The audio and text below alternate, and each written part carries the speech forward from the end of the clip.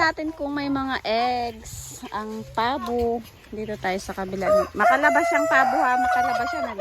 Baka bigla kang hilahin. Nagpapanghabol ay ano, nagpapanghabol yan. Aba, sige, bahala kayo dyan. Sara mo yan, makakatakas yan. Tingnan natin yung eggs nila. Bahala kayo. Pag yan ang panghabol ha. Oh, ala. Ala. Ayun. Hindi naman yan, hindi. Kinulong kasi nito. Huwag mo ikulong yan. Oh, dali. Dali. Yan.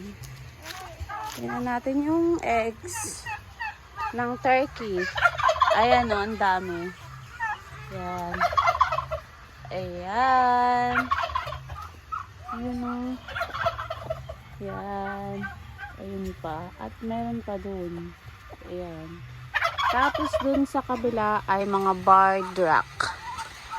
Yan. Ito ang barred rock. Yan.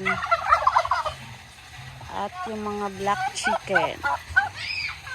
At doon ang kanilang itlogan. Yan. Hinati po sila para hindi sila mag-away-away.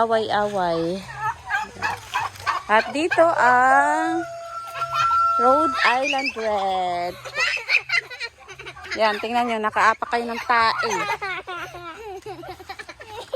Ayun. Eto siya. Eto sila. At tingnan natin kung may mga eggs. Ay, meron nga. Pero ilan? Yan o. Ayan. Ito yan, yung mga Rhode Island Red. Medyo madami na. At yun, meron dun. Yun ang mga bagong ano. Sa kabilang kulungan. Ayan o. Yan.